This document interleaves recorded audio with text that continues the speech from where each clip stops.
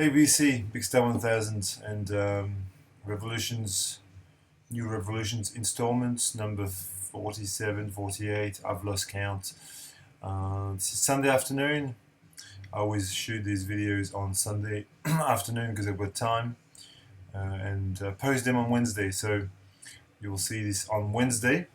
And I've got a range of records that I've played this week, the things that I left off my Gimme 10 1973, which I want to discuss, and a range of other record related things. Last Saturday was my 40th birthday, and my wife bought me two or three really cool music related presents. She bought me 2 books and records. In fact, 4 things, because she's bought me some replacement brushes for the spin clean as well, which was very, very cool too. But the first thing I want to show you is this really awesome book, Austrian punk, post-punk record covers, very sizable objects, as you can see. And I figured it would be quite hard to actually open on screen here, so what I've done is I shot the inside of the book on my iPad on my lounge table, and so I can talk about it whilst you look at the pages. So as you can see, it's a really cool, what you call a coffee table book that sort of goes through lots of really cool bands and labels from the Australian punk and post-punk scene, birthday parties. You can see the numbers, you can see there's a whole lot of bands that, if you live in Australia and if you sort of collect that kind of stuff, it would be familiar to you. And I was really surprised to see this book when she gave it to me, because I didn't know it even existed. It's a brand new release from 2016, I think. And as a result of being given the book, I've been revisiting those extremely well done and essential compilations, Tales from the Australian Underground, singles 1976-1989. This is a double CD of really the best of the Australian scene, from Radio Birdman to the Saints, to La Femme, to the Scientists. You can see Laughing Clowns, all of which feature in the book. Triffids, Ed Cooper, and also the volume 2, which is just as essential, with yet more really cool song.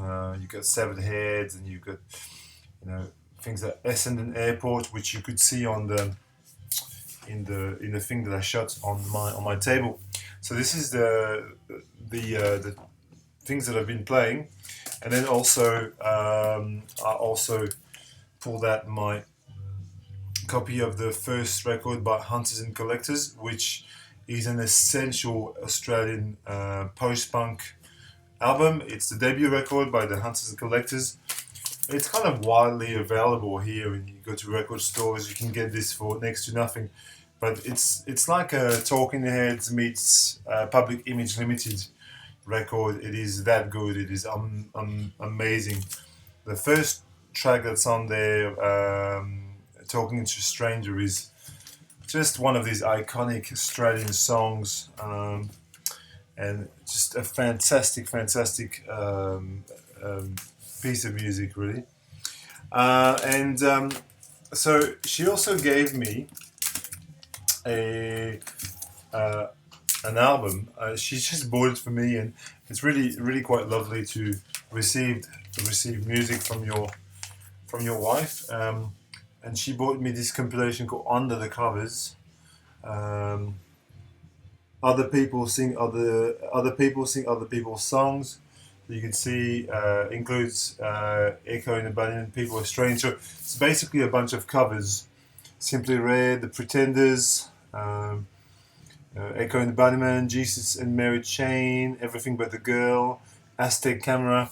So covering, like, there's a really great cover of Jump, Van Halen by Aztec Camera, which so she gave me this, and so it made me want to listen to. I was talking about Aztec Camera, kind of a segue. Made me want to listen to Highland Hard Rain by Aztec Camera, which is their debut album. A really excellent record. Roddy Frame, one of the bona fide geniuses of the postcard record roster. The sound of young Scotland, as it was dubbed back then, with Orange Juice and the Fire Engines. Lots of really amazing bands that went on to inspire a whole lot of other musicians. Anyway, I will continue. So, some more stuff that I've played this week. This is a new record. I received it this week. This is Shoo, plays the music of Twin Peaks. Now, this was released for Record Store Day this year, and it was really out of my price range. But luckily, Polyvinyl has reissued it properly. This is the official sort of non-Record Store Day issue. It's brilliant. So it does what it says on the tin. So Shoo is a indie band from experimental rock band from Brooklyn, and it's a 3-piece. And the Australian Gallery of Modern Art in Brisbane commissioned Shoo to interpret the music of Twin Peaks for the David Lynch Between Two Worlds exhibition. Okay, so that's what it is. It's really one of the best releases of this year, hands down. Just a brilliant concept to play the music of Angelo Badalamenti in sort of experimental rock setting. It's just sensational, really. It's a fantastic endeavor, and I think everybody in the VC should just pick up this album. It's fantastic. What else did I play this week? I'll try to leave the 1973 records for last so that I can finish up with them. This morning, played some classical music. This is great. Joao Carlos Martins plays the music of Johann Sebastian Bach, the Well-Tempered Clavier. So this is something I picked up in my local thrift store for nothing, for $1. It was probably a couple of years ago because I liked the cover, and I've playing this morning. It was lovely. It's like solo piano, Bach, and the guy's a Brazilian pianist. He's very talented. Last Sunday, Anthony Camplone, James Buttery, Christian Mizzi, and Champ Sand, Andrew, we all went to the Box Hill Record Fair. I posted a video of that. You can probably check it out if you haven't. It's just a 2-minute snippet. To be fair, I didn't really have that much footage. I just used what I had. I had like probably 4 minutes worth of footage because I just took a little bit of footage here and there. And we went to the fair, and because it was my birthday weekend, I said let's meet. Let's go to the record fair and have a meal at the Chinese restaurant, and it was really fantastic. And so whilst at the fair, I probably bought about 10, 11 records, and these are some of the records that I bought. So this is almost like a new vinyl finds. But I'm going to show you 6 of them, and then I'll show you some more next week. Managed to pick up this fantastic disco electro soul record, Mandray, the debut record. So you can see it's a US press on Motown. I think it's an original press. This is just fantastic. Mandray is a guy called Andre Lewis, and he's widely credited to have inspired Daft Punk, as you can see. But more I mean, more to the point, he's also linked with the Detroit techno movement, with the instruments that he was using before the time, before and how he was using samplers and sort of synth in a way that nobody else was. So you got this kind of soul. If you want to sample something, just try Solar Flights, which is the second track there. Absolutely amazing. Like, it's like space disco funk, but it's not cheesy at all. There's nothing cheesy about it. It's like Stevie Wonder meets Kraftwerk. You know, that's it. Mandarin from 1977 on Motown. Brilliant. I was also able to pick up a copy of this fabulous live album, Jon Handy, recorded live at the Monterey Jazz Festival. It's 2 tracks. So Jon Handy is the sax player there, and I do love everything Jon Handy does. I've got quite a few of his albums, and also has Michael White on violin. This is a really great set of live music. Impeccable, really fantastic. What did I pick up as well? I picked up a replacement copy for my crappy Abaddon. I have this record. I have an original pressing of Abaddon on UK Virgin.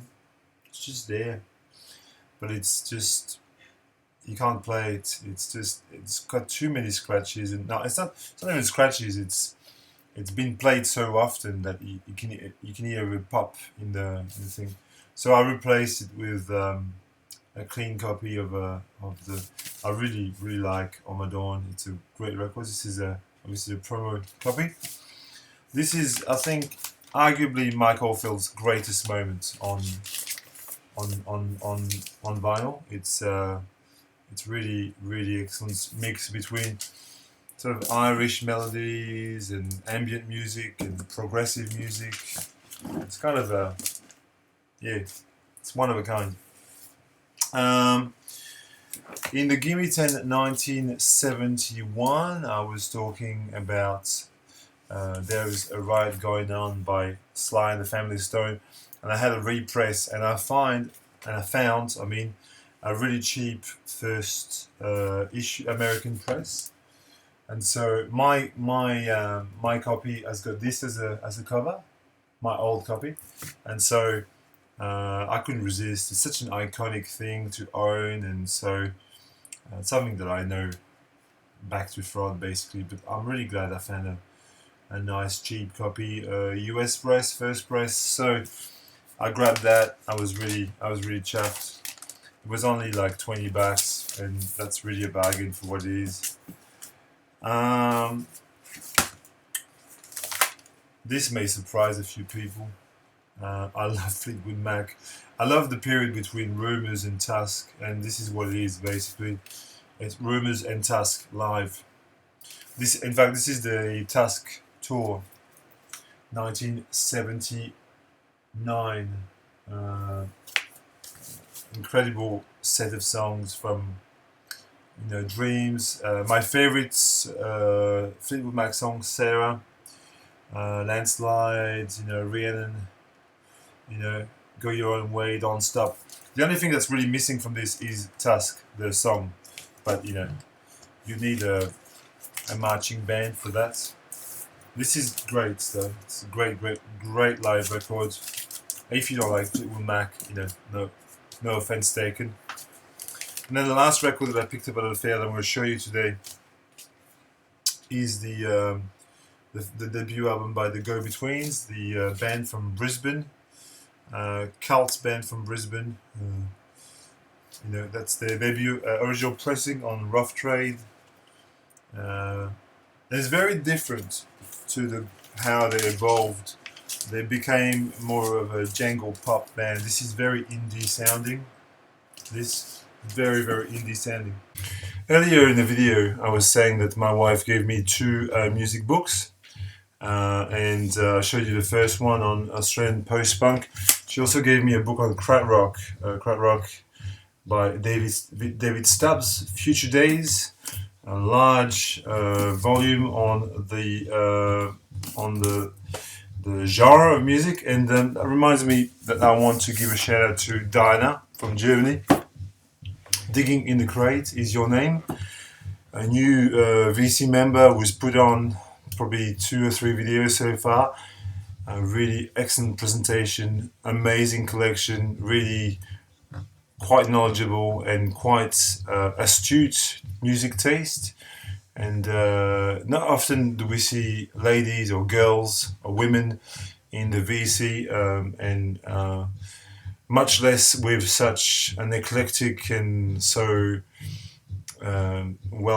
such well advised music collection. And so I was talking about Krat Rock books with Diana, commenting on one of the videos, and I thought I'll just show a few books that I have here. Try to show you a few things that are interesting to read about Krat Rock. I don't have a whole ton of books on Krat Rock, but the books that I have are very, very useful and very informative. So I've shot something again on my dining room table. So I hope you can, something that's useful there. Obviously, you've got Krat Sampler, which is incomplete. There's lots of albums missing, but it's very cool nonetheless. And the most complete thing you can probably buy is the next book, which is Krat Rock, Cosmic Rock and Its Legacy, which has lots and lots of pictures, lots of biographical kind of notes. It's really, really well done. I highly recommend this book. Cosmic Price Guide is good for knowing the value and just discovering some records. Doesn't have that much information. Obviously, Future Days is the book that I was talking about just before. I haven't read it yet, so I can't tell you how good it is. But I think it'd be good. Au-delà du Rock is a French book. If you read French, very, very comprehensive. Every band is represented. Great book, but obviously in French. That's a problem. Then this little volume on Tagomago 33 and a third, and this book, Modulation, which has got a great chapter on Krat Rock, which is cool, very, very short, but very cool little chapter on Krat Rock. So there you go. All right, Diana, I hope you enjoyed that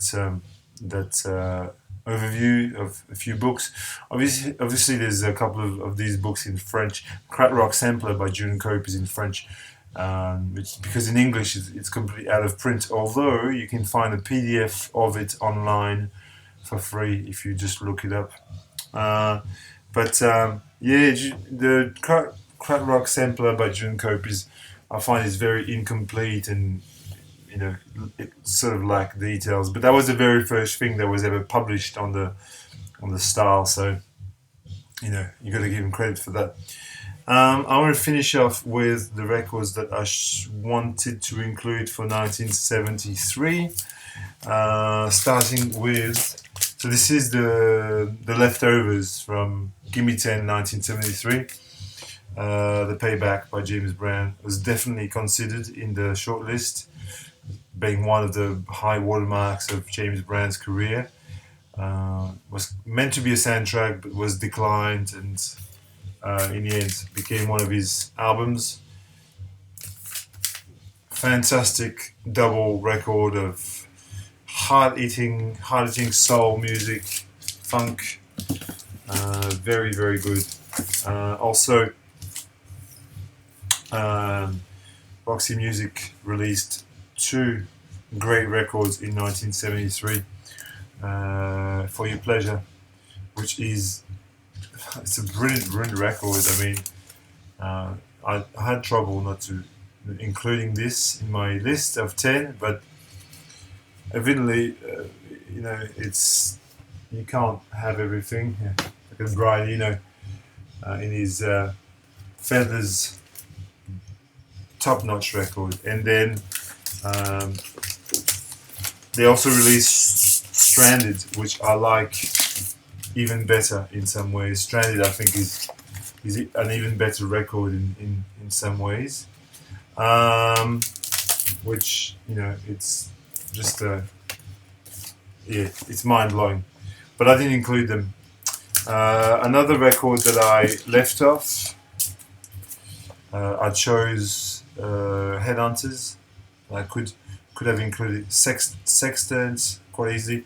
As I said in my 73 video, it's more angular, it's more fusiony, with its fantastic Matty Clarwine sleeve, which also an artist which also did the cover for Bitches Brew, Abraxas, lots of other records. Amazing. This is a record that nobody really talked about so far, as nobody's talked about for 1973. River by Terry Reid. Amazing singer-songwriter. What you would call folk, or maybe funk folk in reverse.